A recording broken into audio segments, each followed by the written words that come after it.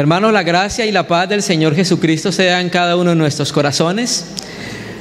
El Señor en estos días que hemos estado en el campamento, mayormente ha hecho énfasis en el testimonio de Dios. Nuestros hermanos han compartido acerca de la importancia del testimonio de Dios en su palabra, el testimonio de Dios formado en el seno y en el corazón de la iglesia, ¿cierto? Y el testimonio del Espíritu Santo a nuestros corazones, ¿sí? Vamos a mudar un poco el campamento, aunque vamos a hablar un poco acerca del testimonio. Nuestros hermanos en la primera reunión estuvieron hablando algo acerca de cómo el Señor Jesús enseñó a orar a los discípulos, y vamos a partir desde ese punto. También nuestro hermano Andrés compartía algo acerca de cuando Israel iba saliendo de la esclavitud en Egipto. Entonces, vamos a compartir este tema porque queremos que al terminar la reunión podamos tener otra perspectiva juntamente con el testimonio del Nuevo Testamento de nuestra relación con Cristo, como creyentes con nuestro Señor Jesucristo. Vamos a empezar leyendo un texto que ya lo leyó el hermano en la primera reunión, y es Mateo 6, versículo 9. Mateo 6, versículo 9. Hay algo que los hermanos han denominado la constitución del reino en las bienaventuranzas del monte, que es capítulo 5, 6, 7. Vamos a leer este versículo, el versículo 9. Vamos a hacer énfasis en un aspecto. Mateo 6, versículo 9. El Señor Jesús enseñándole a los discípulos cómo debían orar. Vosotros pues oraréis así, orad así como dice la Biblia textual. Padre nuestro que estás en los cielos, santificado sea tu nombre, venga tu reino. Y la frase en la cual nos vamos a centrar un poco: hágase tu voluntad, como en el cielo, así también en la tierra. Y leamos Lucas 6:46 para dar inicio, hermanos. Lucas 6, versículo 46. Lucas 6, versículo 46. Unos libros más adelante. Lucas 6, versículo 46. ¿Por qué me llamáis Señor, Señor, y no hacéis lo que yo digo? Vamos a empezar a considerar un tema que vamos a pedirle al Señor que no distorsionemos el testimonio de su palabra y podamos presentar este aspecto de la palabra que va a ser muy importante, como los demás aspectos que se han venido compartiendo a lo largo del campamento. Vamos a empezar a mirar un aspecto que primero sucedió con Israel en Egipto. Una de las primeras interpretaciones de la Biblia es un método que se conoce como el método histórico-gramático. Esa es la primera interpretación que se debe hacer de la Escritura, que lo que está escrito sucedió en un contexto, en un tiempo específico, ¿cierto? Y esa es la primera lectura que se hace de la palabra. Pero recuerde, Pablo nos enseñó que la ley era espiritual, ¿cierto? Y Pablo mismo nos vuelve a enseñar que las cosas que sucedieron en el antiguo Israel son un tipo y una sombra para enseñanza hacia nosotros, ¿cierto? Entonces, partiendo desde ese ángulo, vamos a empezar a considerar unos aspectos de Israel en Egipto, para empezar entonces a mirar este tema que creo que es muy importante y debe ser conocido como el resto de temas en medio de la iglesia. Vamos a empezar a considerar a Israel siendo esclavo en Egipto. Vamos a leer el testimonio de Esteban. Vamos a leer un versículo del testimonio que dio Esteban. Cuando leemos Hechos 7, vemos cómo el Espíritu Santo guía a Esteban a empezar a disertar acerca de la ley, cómo se enfrenta con los principales de los judíos y cómo Esteban termina muerto por causa de ese testimonio. Entonces quiero leer el Hechos 7, versículo 6, pero lo voy a leer de la Biblia textual, porque la Biblia textual nos presenta la palabra exacta que aparece en el griego. Reina y Valera 60 dice, hablando Esteban, y les dijo: Dios así, que su descendencia sería extranjera en tierra ajena y que los reducirían a servidumbre y los maltratarían por 400 años. Voy a leer entonces el mismo texto, pero de Hechos, en la Biblia textual, Hechos 7, versículo 6.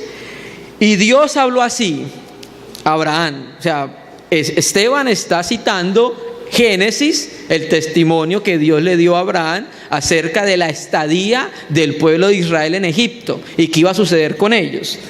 Y Dios habló así: tu descendencia será extranjera en tierra ajena por 400 años. Y aquí es donde quiero entrar a la palabra que cambia un poco en Reina y Valera. Reina y Valera 60 dice a servidumbre. La Biblia textual dice: y la esclavizarán y la maltratarán, ¿cierto? Ya sabemos cuántos años eran, 400 años. Entonces, viendo la Biblia textual, vemos nosotros que Israel iba a estar esclavo, iba a ser esclavizado por el gobierno de Faraón durante 400 años en Egipto. Ahora sumemos la escritura, vamos a Éxodo capítulo 6.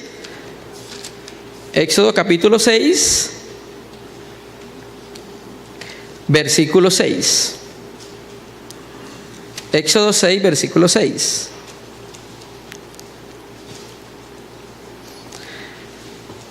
Éxodo 6, versículo 6, ¿lo tenemos?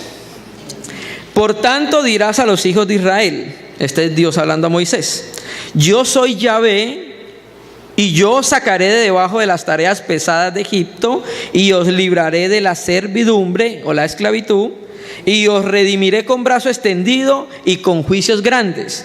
Ya sabemos nosotros entonces cómo por medio de Moisés, a través de señales y portentos, ha liberado a Israel. Y os tomaré por mi pueblo y seré vuestro Dios, y vosotros sabréis que yo soy Yahvé vuestro Dios, que os sacó de debajo de las tareas pesadas de Egipto. Vamos nosotros a tomar esa figura de Israel siendo esclava en Egipto y la vamos a llevar a nuestra vida antes de ser de Cristo. Nosotros antes de ser de Cristo estábamos esclavizados por el pecado, ¿cierto? Y de la misma manera que Dios dio libertad a Israel de Egipto, de la esclavitud, por medio de juicios y portentos, y selló la libertad por medio del Cordero Pascual, de la misma manera cada uno de los creyentes sobre la faz de la tierra ha sido libertado de la esclavitud. ¿Listo? Entonces, cuando Dios los saca de esclavitud, los saca para un propósito. Anteriormente se servía a Faraón. Anteriormente se hacían los deseos y la voluntad de Faraón, porque eran esclavos de Faraón. El Faraón era amo y señor de Israel, ¿cierto? De la misma manera, cuando estábamos sin Cristo, el pecado era nuestro amo, nuestro dueño y señor, y estábamos esclavizados a él. Pero gracias a Dios sucedió algo, ¿cierto? Hemos comido el Cordero Pascual. El Señor nos ha libertado de la esclavitud del pecado, ¿cierto? Y a causa de eso, entonces leamos un texto en Levíticos 25:5. Entonces, aquellos que una vez fueron prioridad y propiedad de Faraón, pasan a ser posesión de nuestro Dios por medio de la liberación. Estamos haciendo una introducción para llegar al punto. Levítico 25, versículo 55. Entonces, después de que Dios da libertad a Israel, el verso 55, mire lo que les dice Dios en el desierto a Israel. Porque recuerden que en Génesis 1, Dios habla desde los cielos, ¿cierto? Cuando terminamos el capítulo 1 del libro de Génesis, termina con la muerte de José, siendo llevados sus huesos a Egipto. Pero en el Éxodo vemos nosotros cómo Dios redime al pueblo.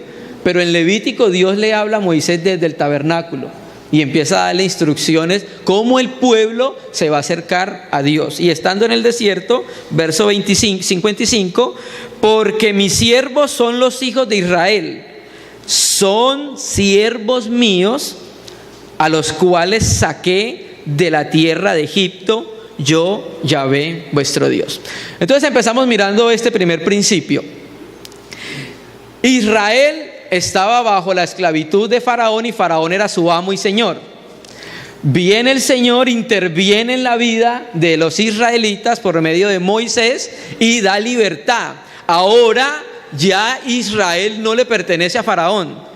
Como el Señor los ha libertado, ahora pertenecen a alguien más. Y el texto dice, le dice Yahvé a Israel, míos son, yo los liberté. Ahora pasan de la propiedad de las tinieblas a la propiedad de la luz, ¿cierto? Y vamos a mirar cómo en el Nuevo Testamento el Señor Jesucristo nos habla de esta esclavitud, refiriéndose a ella como el pecado. Vamos a Juan capítulo 8, versículo, ya le digo qué versículo, versículo 34.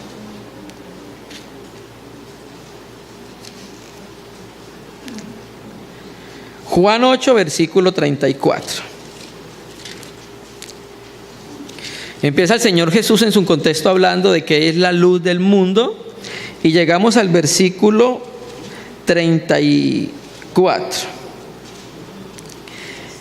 Preste atención lo que el Señor Jesús nos va a revelar por medio de la Escritura. Jesús le respondió, de cierto os digo que todo aquel que hace pecado, esclavo es del pecado. Vamos a repetirlo. De cierto os digo. Cuando el Señor Jesucristo utiliza esta palabra dos veces, de cierto, en el griego es amén, amén. O sea, eso es algo verídico. De cierto os digo, que todo aquel que hace pecado, ¿es qué? Esclavo es de el pecado, ¿cierto? El Señor a nosotros nos ha libertado del pecado, pero lo que está haciendo la vida de nuestro Señor Jesucristo hoy en el corazón de la iglesia es libertarla del dominio del pecado. Naturalmente, la Escritura nos revela que por los frutos los conoceremos, ¿cierto? Cuando nosotros vemos un creyente que está practicando el pecado, podemos leer por lo que dice la Biblia que es esclavo. Pero hermano, ¿estás diciendo que Cristo lo libertó? Sí, Cristo lo ha libertado, lo libertó de la condenación. Pero recuerde, debemos permanecer en Cristo. Cristo permanece en nosotros y nosotros debemos permanecer en Él. Y ese permanecer en Cristo va a ayudarnos a nosotros a no estar sometidos a la esclavitud del pecado. La iglesia tiene una posición y una experiencia.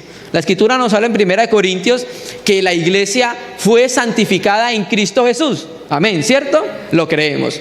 Pero la iglesia, pero el Espíritu Santo por medio del apóstol Pablo nos insta a que debemos santificarnos. Entonces una cosa es la posición de la iglesia en Cristo como santa.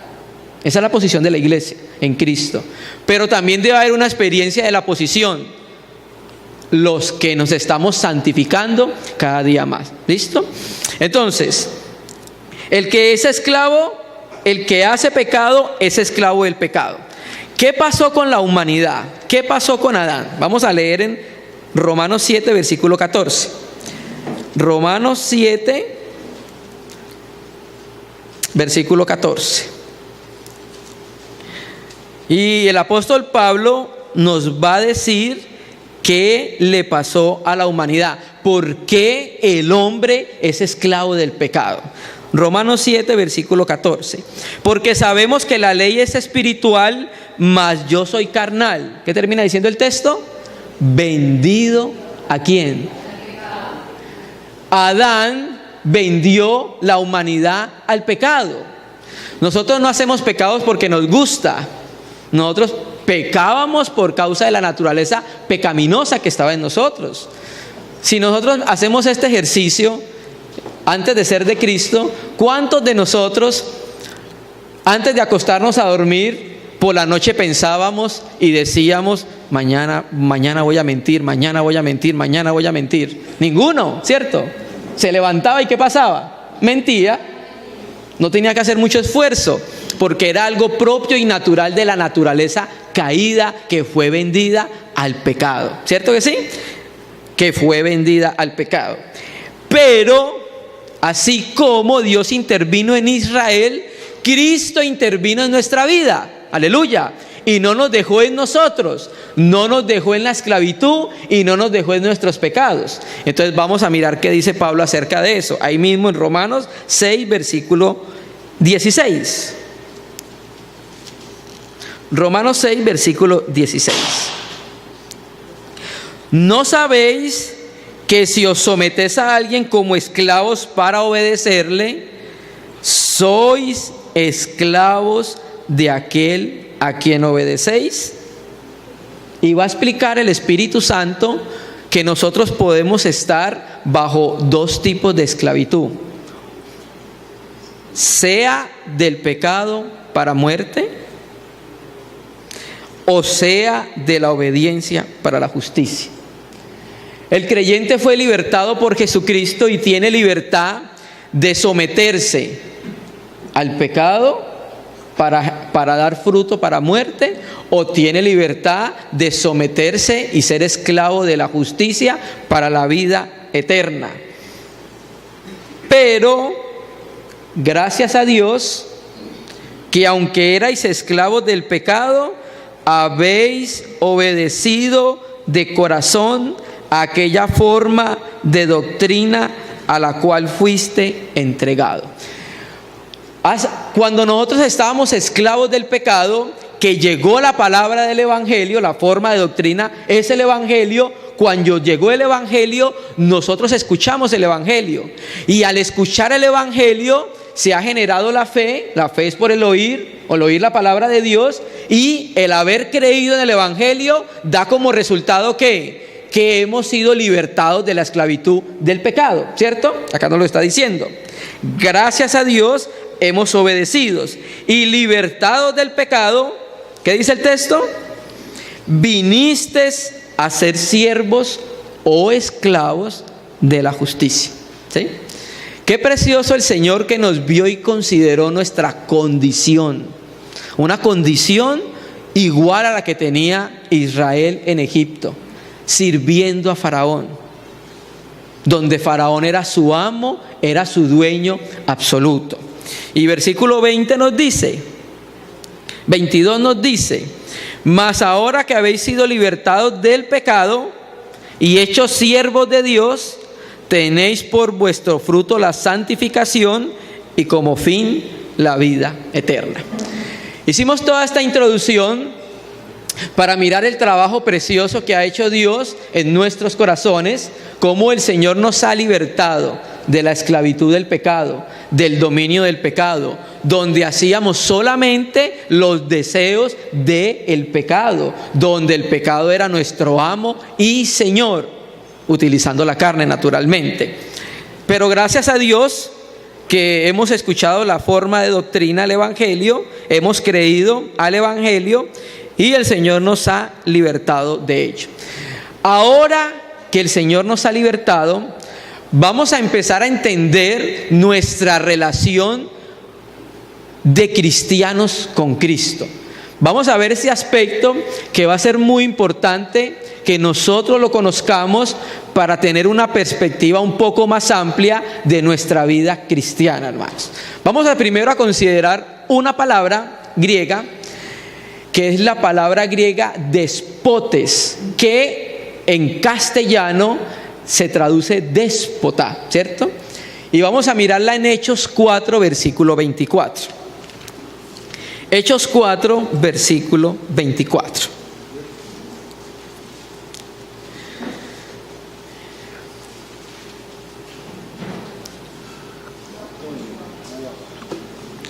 Hechos 4, versículo 24.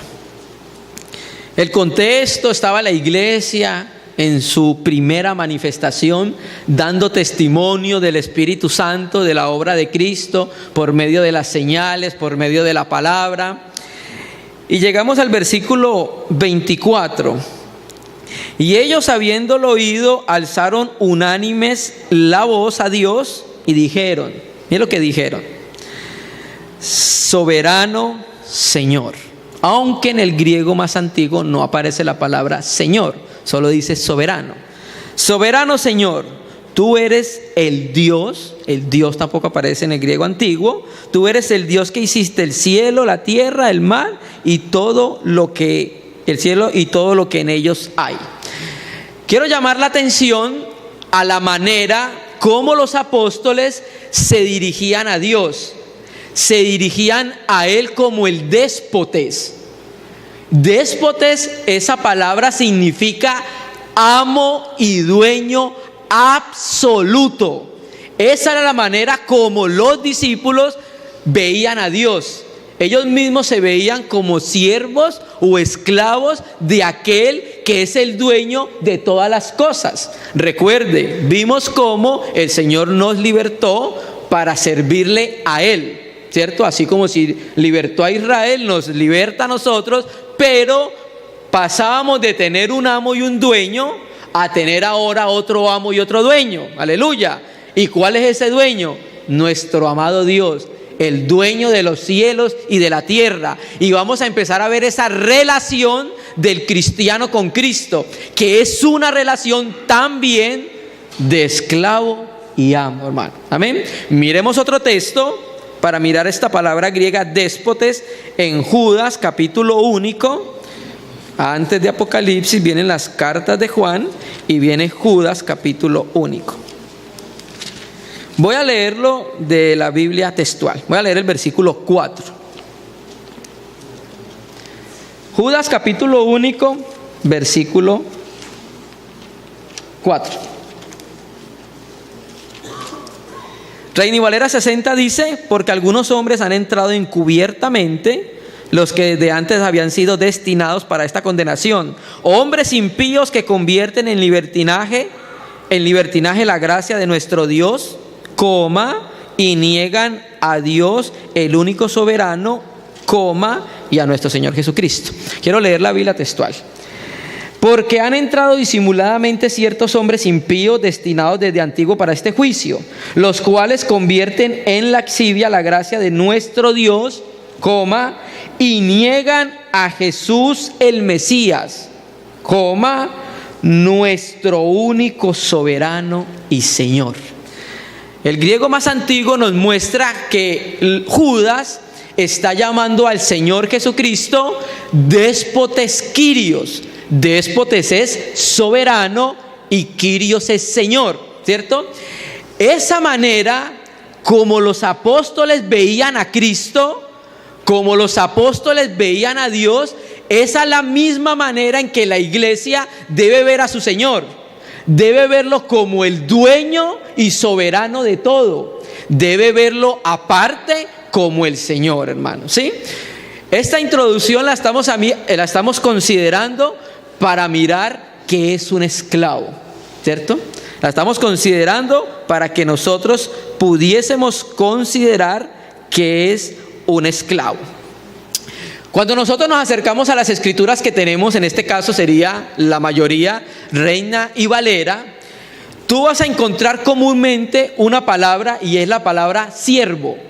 Muchos de nosotros la hemos leído en todo el Nuevo Testamento, ¿cierto? Pero resulta que la palabra utilizada para siervo es la palabra griega doulos. Se lee doulos, se escribe doulos. Y hay un libro del hermano John MacArthur que se llama Esclavo. Y el hermano en este libro hizo una investigación minuciosa de ese término doulos o dulos. Naturalmente que no estamos de acuerdo con todo lo que propone MacArthur, ¿cierto? Pero en este libro el hermano ha indagado la procedencia de esa palabra y ese término dulos. Y cuando nosotros miramos el Nuevo Testamento así rápido, no alcanzamos a ver esa relación de esclavo-amo por causa de la traducción que nosotros tenemos, ¿sí? Entonces, yo quiero leer primero qué dice el diccionario de William Vine, acerca de lo que es la palabra griega doulos. Viene de una palabra griega que es atar, de ahí donde viene doulos, ¿sí? Atar, y es donde termina siendo esclavo, ¿cierto? Entonces, vamos a leer qué dice el diccionario teológico del Nuevo Testamento acerca del término doulos. Hermano, quiero que presten atención al significado real de la palabra doulos. Va a ser muy importante que nosotros la conozcamos, porque eso nos va a ayudar a tener una perspectiva que no habíamos tenido acerca de nuestro Señor Jesucristo. Dice el diccionario teológico del Nuevo Testamento. Explica que la palabra doulos se utiliza exclusivamente, ya sea para describir el estatus de un esclavo o una actitud que se corresponde con la de un esclavo. El mismo diccionario hace la siguiente nota: el significado es tan inequívoco y tan autónomo que es superfluo dar ejemplos de términos individuales. El énfasis aquí siempre está en servir como esclavo. Por consiguiente, tenemos un servicio que no es una cuestión de opción por el que lo hace, el cual tiene que realizarlo, le guste o no, pues está sujeto como esclavo a una voluntad ajena a la de su dueño. El término acentúa la dependencia del esclavo de su señor. Los traductores del Nuevo Testamento, cuando llegan a la palabra doulos, no la verten como esclavo, porque una de las primeras traducciones que se hace de la Biblia es la traducción en inglés. Primero en 1300 la hace John Wycliffe, luego viene William Tyndale. ¿Y qué pasa? En ese tiempo la figura de esclavo no era la misma figura de esclavo que existía en el primer siglo. En el medioevo, año 1500, 1600, el esclavo, tú te lo imaginas, es una persona con cadenas amarrada a algún lugar. Pero la figura de esclavo en el primer siglo no era esa.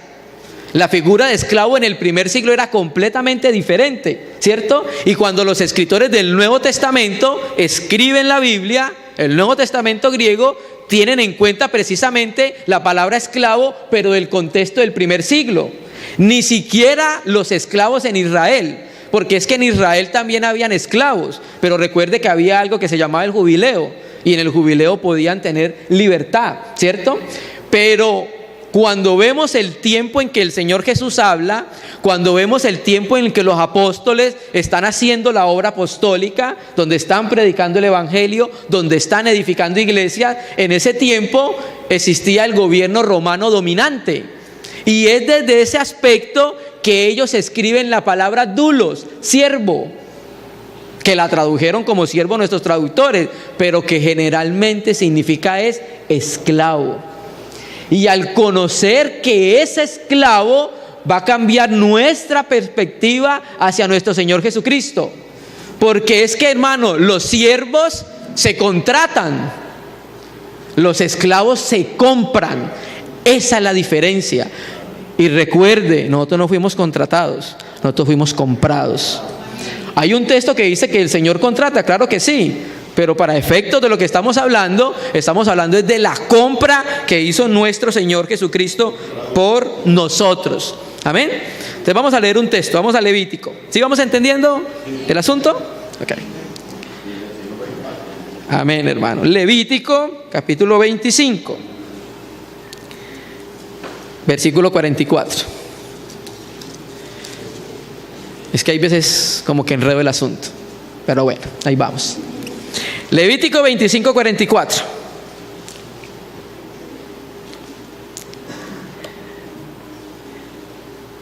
Un siervo tiene libertad, tiene libertad para trabajar, tiene incluso libertad de no trabajar.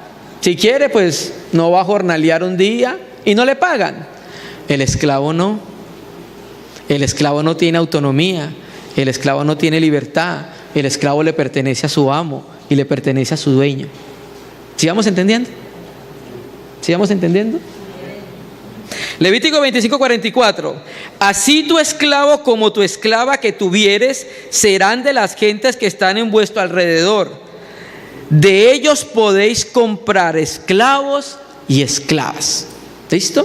Entonces, los siervos se contratan, los esclavos se compran. Vamos a ver entonces el proceso del Nuevo Testamento para que nosotros pasásemos a ser propiedad absoluta del déspotes, propiedad absoluta del Kyrios. Hermano, cuando los apóstoles se dirigían a Cristo como el Señor, es una manera diferente de la que nosotros nos estamos dirigiendo a Él como Señor. A menos que haya una revelación en nuestro corazón de lo que es déspotes y de lo que es Kyrios, no llegaremos a entender cuál era la relación y qué entendían ellos cuando se referían al Señor como el déspotes y el Kyrios, el soberano, o sea, el amo de todas las cosas. Leamos un texto, 1 Corintios 6:19.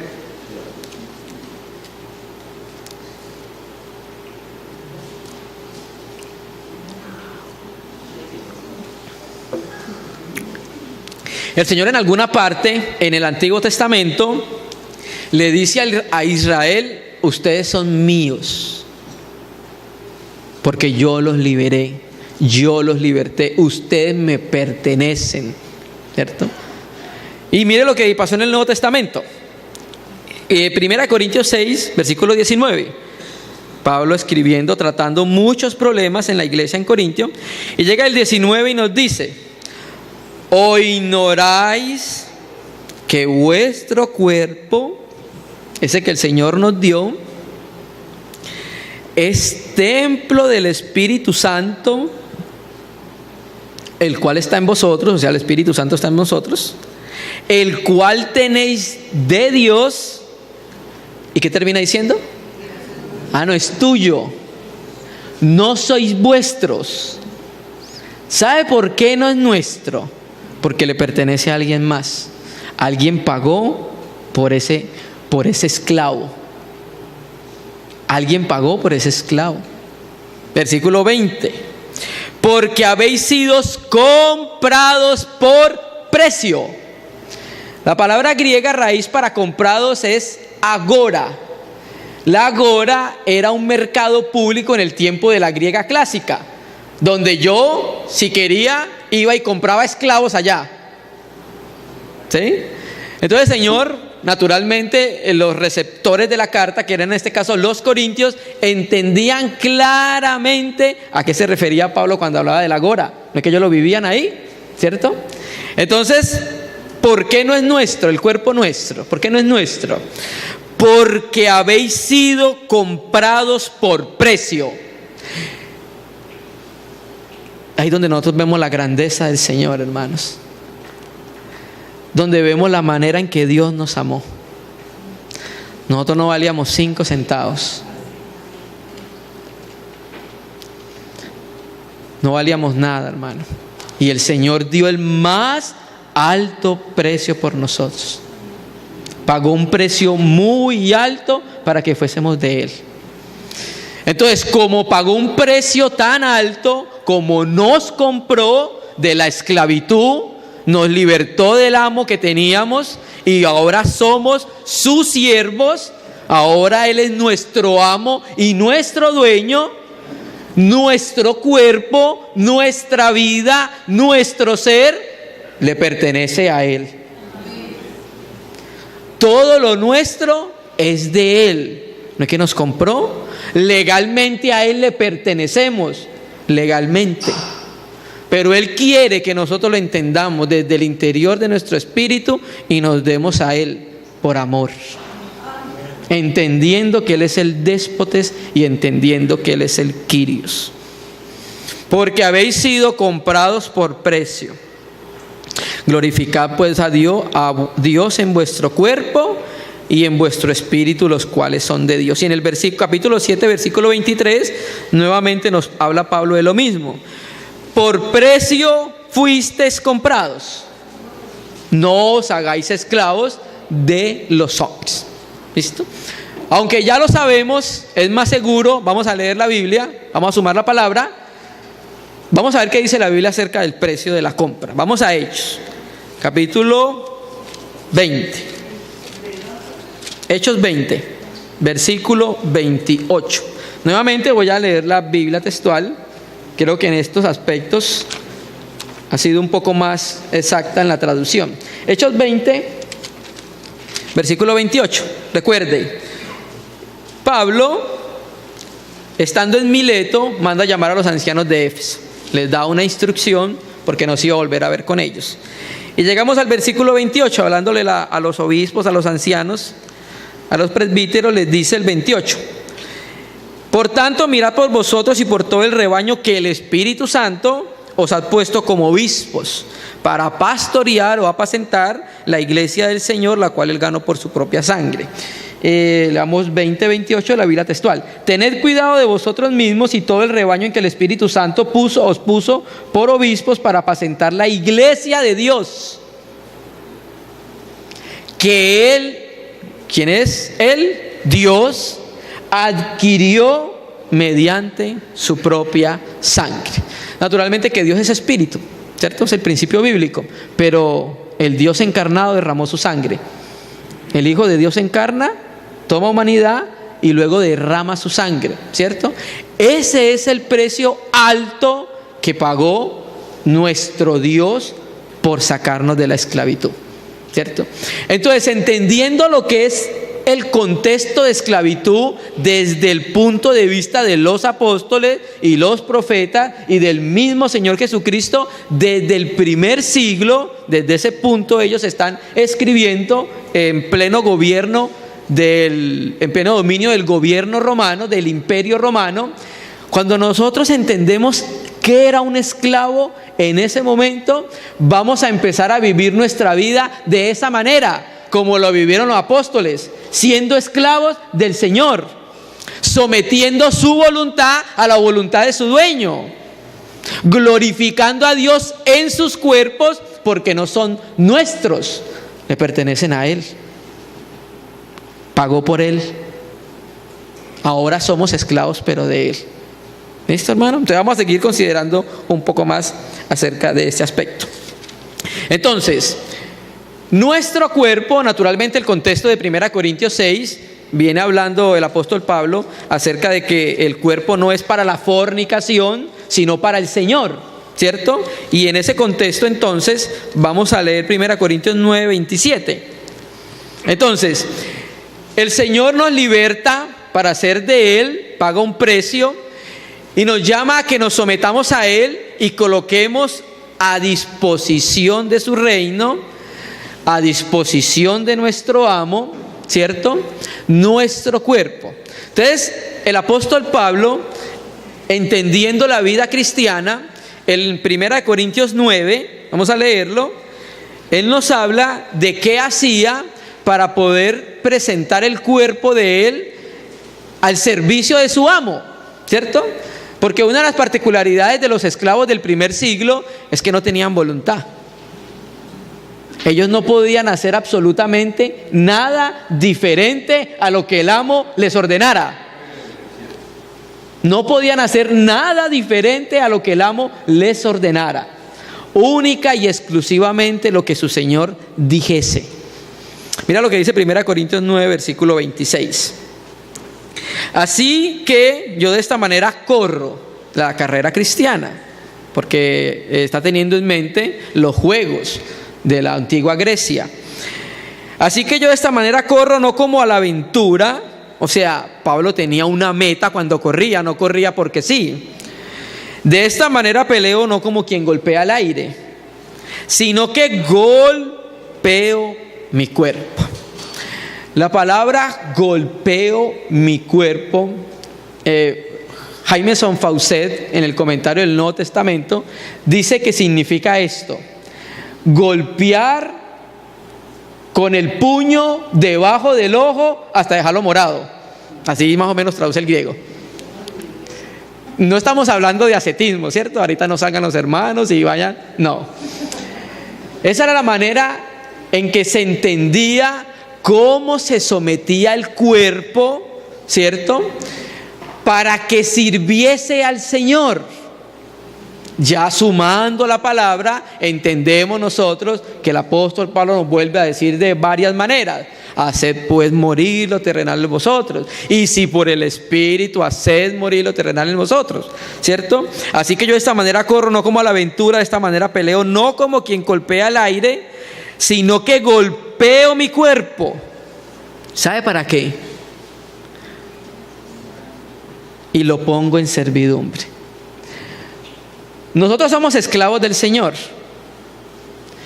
pero nosotros debemos esclavizar nuestro cuerpo.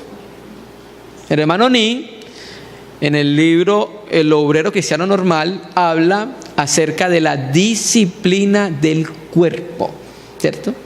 Entonces, el cuerpo nuestro debe ser nuestro esclavo. No debemos ser nosotros esclavos de nuestro cuerpo. ¿Entendemos lo que estamos diciendo? No debemos someternos a lo que el cuerpo quiera. Debemos someter el cuerpo para que ese sometimiento lleve a que el Señor sea glorificado en nuestro cuerpo. Recuerden, nosotros tenemos una constitución triple. La parte más importante de la constitución es nuestro espíritu.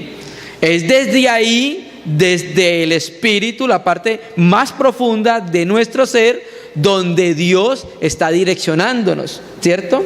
Y el propósito de esa dirección es que se exprese en nuestro cuerpo el testimonio del Hijo de Dios. Y una manera en conocer ese testimonio es también como sometiendo nuestro cuerpo a que nos obedezca. ¿Para qué? Para el servicio del Señor. ¿Ustedes recuerdan cuando estaba el Señor Jesús en Getsemaní con los discípulos? Entonces les dijo: vamos a orar, ustedes oren ahí, yo voy a orar más adelante, ¿cierto? Cuando el Señor va y ora y vuelve, ¿cómo estaban los discípulos? Dormidos. Bueno, vuélvanse a quedar acá, oren que ya vengo. Fue y oró allá y volvió. Cuando vuelve, ¿cómo estaban?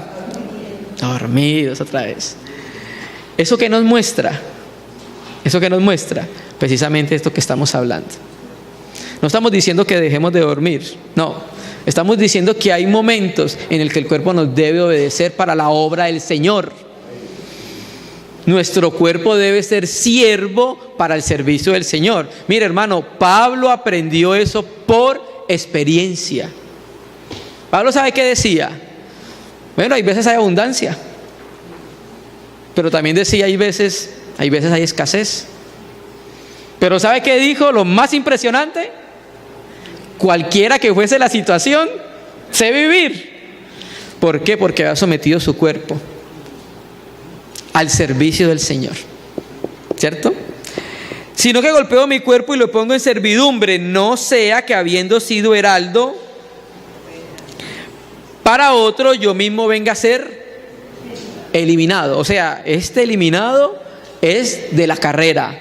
O sea, esto no tiene nada que ver con la salvación eterna, ¿cierto? Eliminado de la carrera.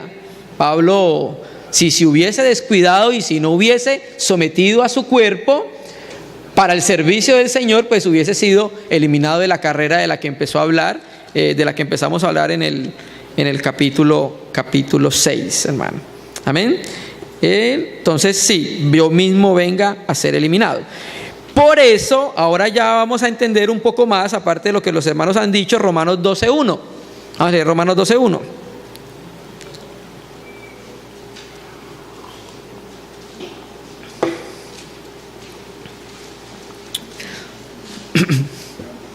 Romanos 12:1. Entonces, cuando colocamos el cuerpo a que nos sirva, mire lo que se puede hacer por el Espíritu. Así que, hermanos, os ruego por las misericordias de Dios que presentéis vuestro cuerpo en sacrificio vivo, santo, agradable a Dios, que es vuestro culto racional, ¿cierto?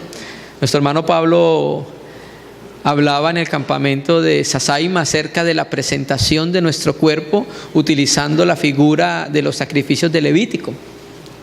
Aquí estamos mostrando cuando el cuerpo se somete a que sea nuestro esclavo, lo podemos presentar como sacrificio vivo para el que el Señor lo pueda utilizar para que su reino corra, para que su reino avance, ¿cierto? Porque entonces imagina entonces donde el Señor nos pase lo que le pasó a los discípulos. El Señor nos mande hora y nos quedamos dormidos. ¿No pudiste ni velar una hora? ¿Cómo vamos a hacer entonces de provecho para que el reino avance si no podemos orar? Por decirlo así, uno entre muchos ejemplos que se pueden colocar. Amén, hermanos. Sigamos adelante un poco. Jacobo, Santiago. Santiago, en lo que vamos a leer, nos muestra cuál era la actitud de un esclavo. Porque es que, hermano, el entendimiento de lo que era un esclavo para nosotros hoy era muy diferente que lo que era para los apóstoles, incluso para los años 1500 y 1600. Entonces estamos tratando de verlo desde la perspectiva, desde el primer siglo, que era un esclavo. Leamos Santiago Jacobo, capítulo 4, versículo 13. Y vamos a mirar las condiciones de un esclavo. Esto que vamos a leer acá, este lenguaje que vamos a leer, representa la condición de esclavo y amo. Los esclavos no podían hacer lo que deseaban.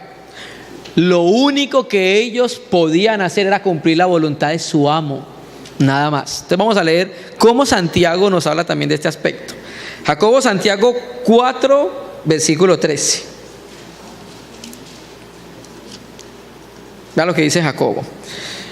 Vamos ahora, los que decís, hoy y mañana iremos a tal ciudad, y estaremos allá un año, y traficaremos y ganaremos, cuando no sabéis lo que será mañana. Porque ¿qué es vuestra vida? Ciertamente es neblina que se aparece por un poco de tiempo y luego se desvanece. En lugar de lo cual debéis decir, ¿cómo?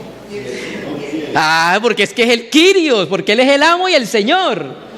Ahí entendemos que nosotros no podemos hacer lo que nosotros queramos. Y a eso se está refiriendo Santiago. Si el Señor lo quiere. Porque recuerde el primer texto que leímos, hermano. Hágase tu voluntad. ¿Sí? Hágase tu voluntad. Si el Señor quiere, viviremos y haremos esto y haremos aquello.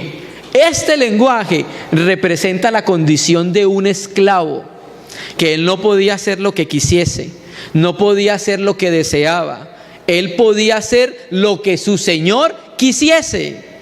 Entonces queda para nosotros los hijos de Dios acercarnos a su palabra, a la revelación de su palabra, para ver entonces la voluntad de nuestro Dios. La voluntad de Dios está revelada en la Biblia en varios niveles, ¿cierto? Hay una voluntad general, hay la voluntad personal para cada hermano, debe entender por dónde debe ir, a la izquierda o a la derecha, ¿cierto? Pero eso lo vamos conociendo a medida que el testimonio de Cristo va aumentando en la vida de cada uno de nosotros. En la medida que nosotros nos estamos involucrando con el Señor en lo secreto y desde el interior, vamos entendiendo entonces qué quiere nuestro Señor. ¿Listo? Amén, hermanos. Y miremos en Salmo 40, versículo 7, cómo el Señor Jesucristo nos muestra el sometimiento que Él tenía a la voluntad del Padre, hermanos. No hay mayor ejemplo para que nosotros podamos entender este aspecto que nuestro Señor Jesucristo. Salmo 40, versículo, vamos a leerlo desde el 6.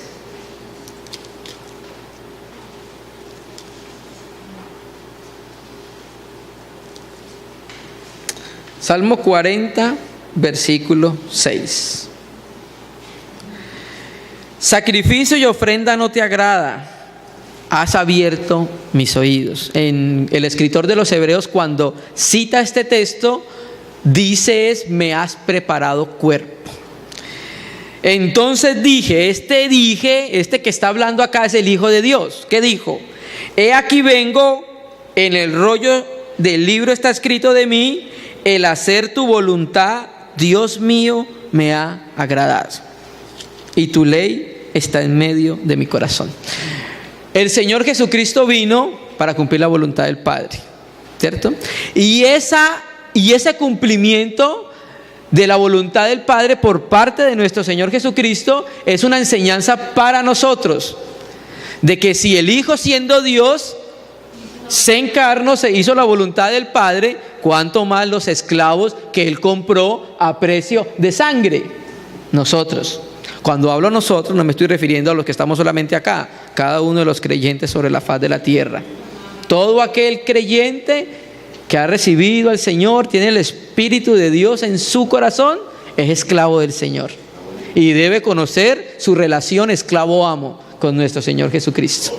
Amén, hermanos. Ahora, vamos a mirar cómo Pablo mismo, vamos a leer Romanos 1 y vamos a mirar cómo Pablo mismo se refiere a él como un esclavo. Lo que pasa es que las traducciones que tenemos nosotros no se atrevieron a traducirlo como esclavo, la mayoría. Muchos traducen es siervo, ¿cierto?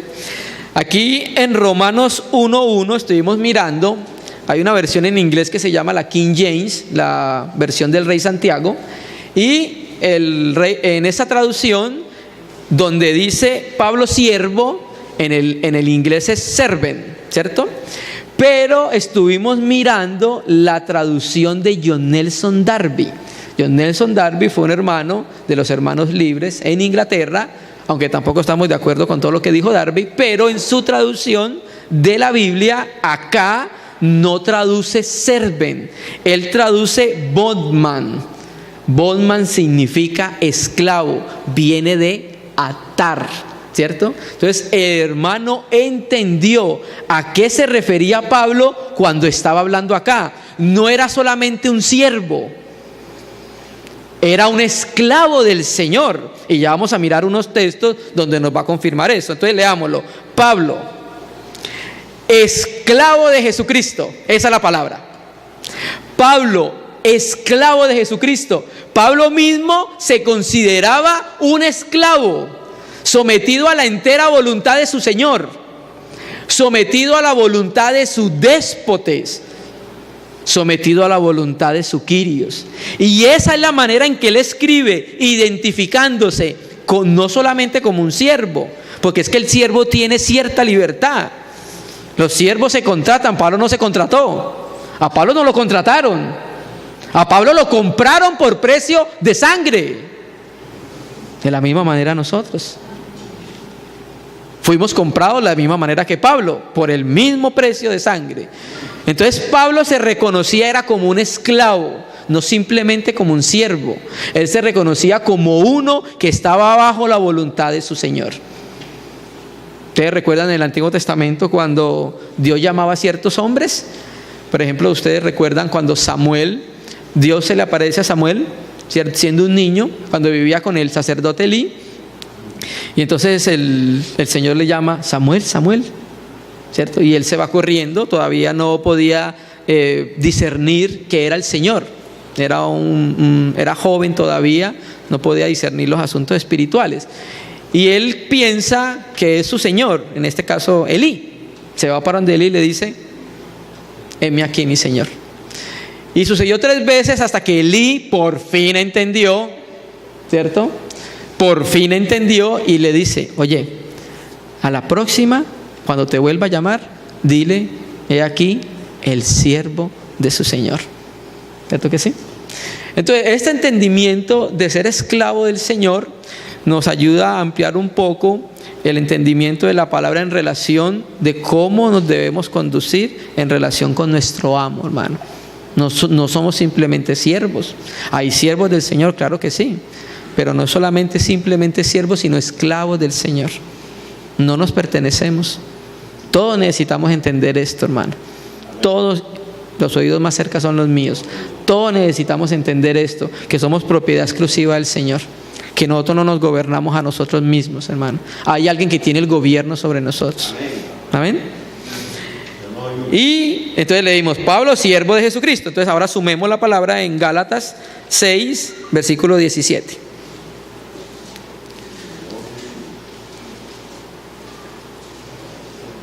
Ya vamos terminando, hermanos.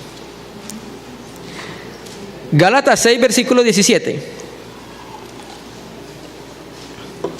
Conocemos nosotros el contexto del problema que estaba surgiendo en las iglesias en Galacia. Habían entrado unos judaizantes que querían sacar a los hermanos de la gracia y colocarlos bajo la ley nuevamente. Entonces Pablo escribe esta carta para todas las iglesias en Galacia. Vamos a leer el versículo 17.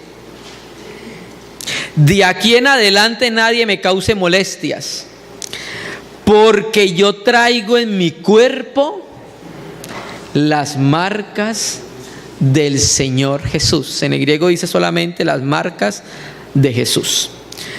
La palabra griega para marcas es estigma o estigmatas y significa marca tatuada o marca hecha con un hierro caliente.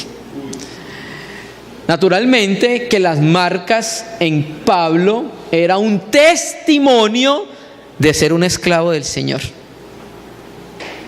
Las marcas en Pablo las está comparando con las marcas que lleva un esclavo, que es propiedad de su dueño. Entonces la vida de Pablo mostraba cómo él era un siervo del Señor. Y entonces por eso habla en relación con los judaizantes: no me molestes más, porque yo tengo evidencia de que soy un esclavo del Señor. Mi cuerpo es una evidencia porque tengo las marcas de que le he servido como esclavo al Señor, de que soy de su propiedad. Por eso dice Pablo, esclavo de Jesucristo. Y no solamente Pablo, hermano, este tema es muy amplio, tratamos de reducirlo lo más que pudimos. Y no solamente Pablo, Pedro. Y no solamente Pedro, Judas. Y no solamente Judas, ¿sabe quién más?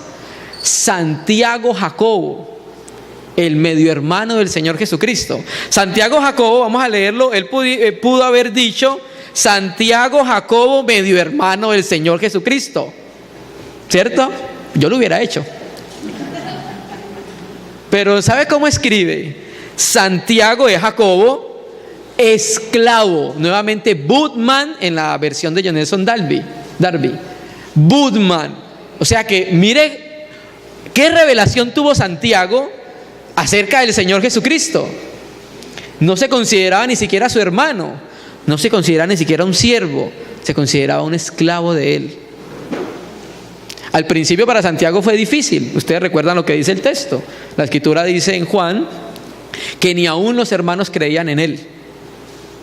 Cuando él confesaba o hacía público que él era el Hijo de Dios, los hermanos de Jesús como que: ¿cómo va a ser el Hijo de Dios si se creció conmigo?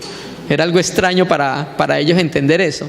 Pero cuando el Señor resucita, él tuvo una revelación en su interior de quién era su hermano. Ya no era más su hermano, ya era ¿quién?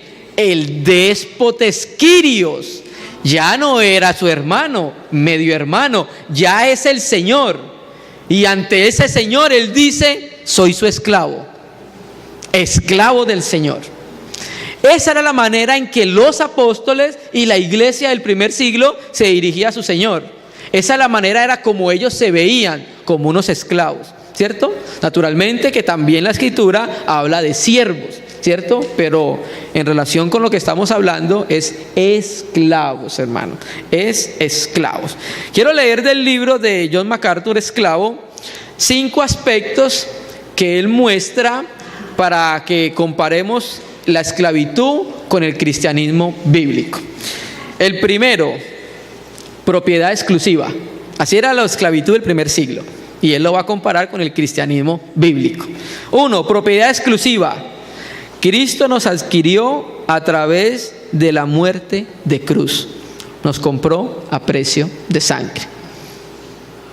Cuando una persona en el primer siglo compraba un esclavo, era su propiedad exclusiva, no era de nadie más. 2, sumisión completa.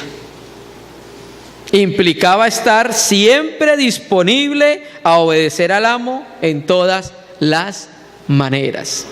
Esto, hermano, es para que examinemos nuestra vida cristiana y que el Señor nos ayude a todos nosotros. 3, devoción singular. Los esclavos solo tenían un interés primario: llevar a cabo la voluntad del amo.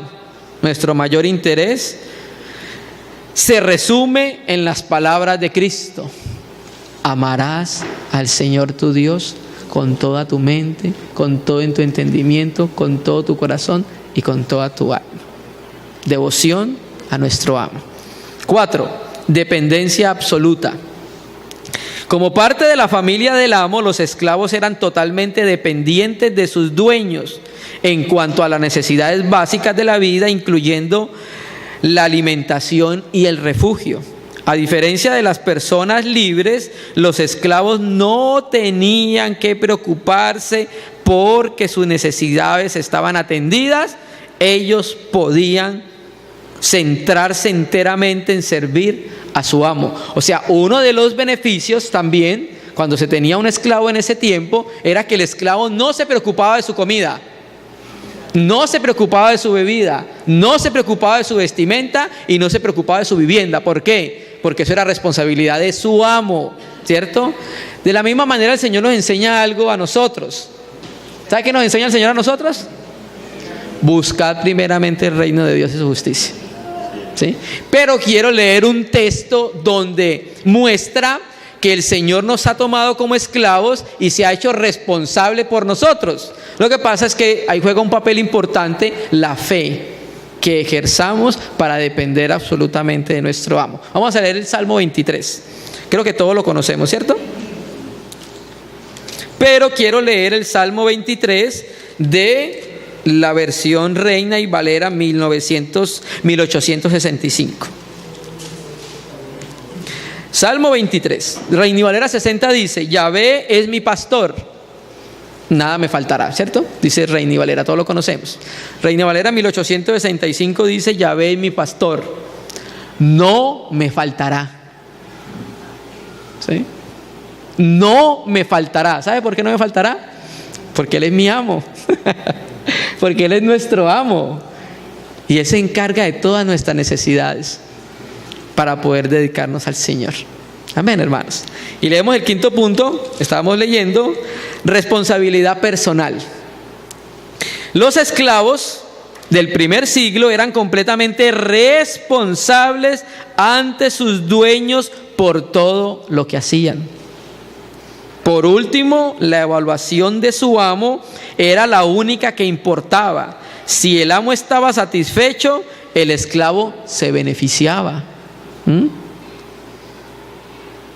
Sin embargo, si se disgustaba el amo, el esclavo podría esperar la disciplina apropiada, frecuentemente tan severa, con azotamientos. Entonces vamos a mirar esta realidad que también está en la Escritura. Vamos a leer primero 2 Corintios 5:10, que yo creo que los hermanos ya se lo saben de memoria, ¿cierto? 2 Corintios 5:10. Y vamos a mirar la responsabilidad nuestra ante el Señor.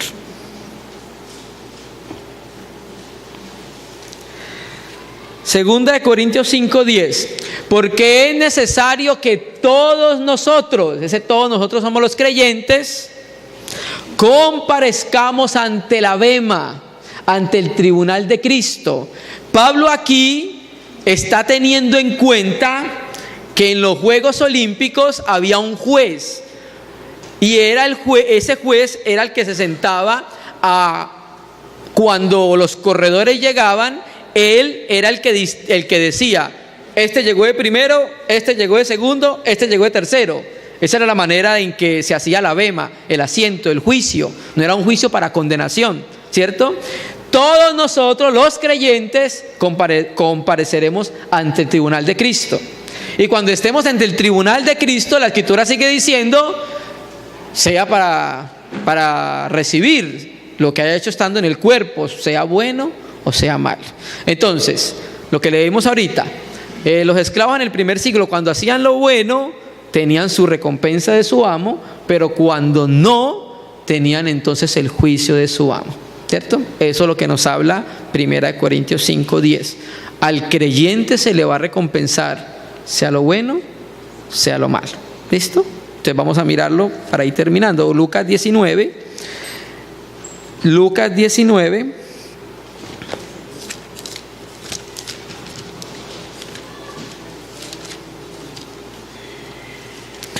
Versículo 17. Contexto: las 10 minas, ¿sí? Todos la conocemos, ¿cierto?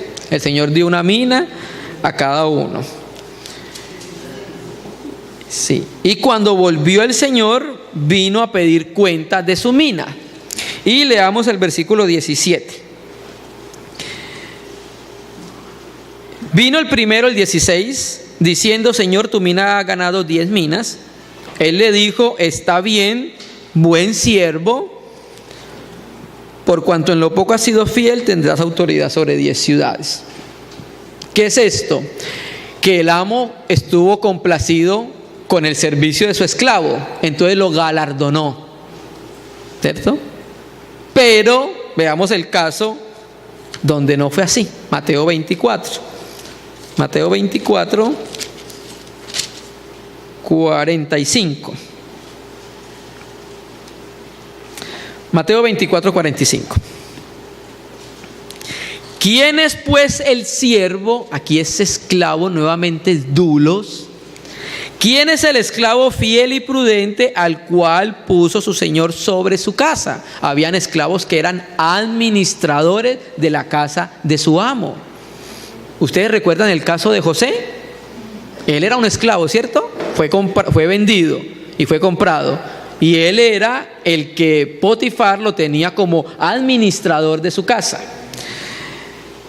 ¿Quién es pues el esclavo fiel y prudente al cual su señor puso sobre su casa para que les dé el alimento a su tiempo? Bienaventurado aquel siervo cuando su señor venga y le haya haciendo así. De cierto os digo que sobre todos sus bienes le pondrá, parecido a los de las minas. Pero si aquel siervo malo dijera en su corazón: mi señor tarda en venir, y comenzar a golpear a sus consiervos y aún a beber con los borrachos, o sea, pasó de ser siervo a ser señor de los hermanos. Vendrá el señor de aquel esclavo en aquel día que no espera y a la hora que no sabe. ¿Y qué dice el texto? Y lo castigará duramente y pondrá su parte con los hipócritas. Allí será el llanto, el lloro y crujir de dientes. Sabemos nosotros entonces que ese castigar duramente es la dicotomía, dice en el griego. Entonces aquí vemos lo que estábamos leyendo acerca de la condición del esclavo en el primer siglo. Hizo lo bueno, lo galardonan; hizo lo malo, lo azotes, ¿cierto? En algunas partes también se habla de azotes, hermano. Para terminar entonces, queremos resumir lo que hemos venido compartiendo en 2 versículos. Segunda de Corintios 5:14. Segunda de Corintios 5:14 y Éxodo, Segunda de Corintios 5:14. Primero, 1. Segunda de Corintios 5:14 y Éxodo 24:3. Vamos a resumir entonces lo que hemos venido compartiendo. Segunda de Corintios 5:14. Porque el amor de Cristo nos constriñe, o sea, nos impulsa. Segunda de Corintios 5:14. Porque el amor de Cristo nos constriñe, nos impulsa pensando esto: que si uno murió por todos, Cristo murió por todos los hombres, luego todos murieron. Y por todos murió, para que los que viven ya no vivan para sí. Para esto murió, para que los que viven ya no vivan para sí. ¿Para quién? Para el déspotes Kyrios, para el Señor soberano. Nos compró a precio de sangre para que no viviésemos para nosotros. para que no viviésemos para complacernos a nosotros, para que no viviésemos por nuestros intereses, sino que para que viviésemos para complacerlo a Él, para que viviésemos por los intereses de Él. Y por todos murió, para que los que viven ya no vivan para sí, sino para aquel que murió y resucitó por ellos. ¿No es una razón fuerte para vivir por Él? Por el que murió y resucitó por nosotros. Y terminemos con Éxodo 24:3. Éxodo 24:3. Creo que se resume acá lo que empezamos diciendo: hágase tu voluntad. Éxodo 24:3.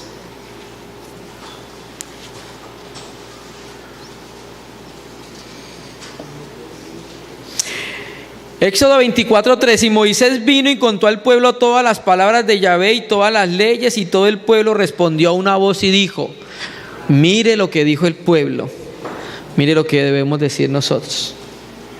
¿Qué dijo? Amén. Haremos todas las palabras que Yahvé ha dicho. ¿Por qué? Porque nos compró. Por eso. Esto resume en parte lo que hemos venido compartiendo, hermano. Cada uno de nosotros necesita entender desde el interior, por medio de la palabra, nuestra condición de esclavo delante del Señor, para empezar a vivir por Él y para Él. Yo sé que hay hermanos, yo sé que hay hermanas que están viviendo por Cristo y para Cristo, ¿cierto?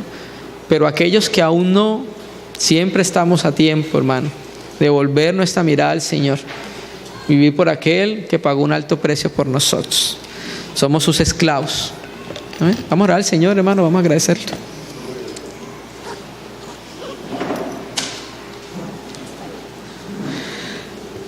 Oh Señor,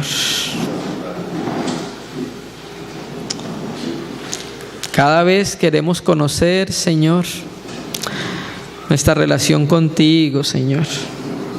Cada vez queremos acercarnos a ti entendiéndote, Señor. Te damos gracias por juntos estar delante de ti, Señor, por podernos acercar a tu palabra, Señor. Oh Señor, oramos para que tu palabra tú mismo la santifiques, Señor. Ella es verdad, Señor. Santifica tu palabra porque ella es verdad, Señor.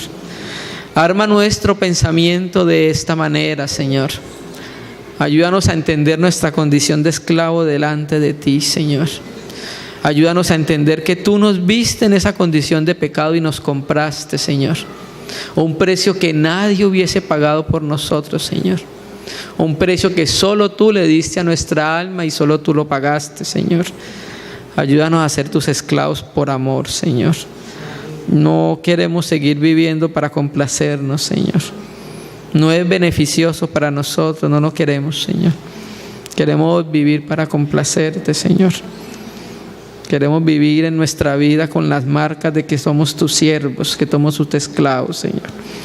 Así como vivieron los hermanos del primer siglo, Señor. Te damos gracias por esta preciosa oportunidad, Señor, por estar juntos, por esta convocatoria al campamento, Señor. Qué alegría, Señor. Nos alegra vernos juntos delante de ti, perseverando en la fe, perseverando en la gracia y en la comunión, Señor. Sé tú mismo estrechando la comunión de los santos. Sé tú mismo estableciendo la comunión de los santos, Señor. Te damos gracias, Señor. En el nombre de Jesús, Señor. Amén.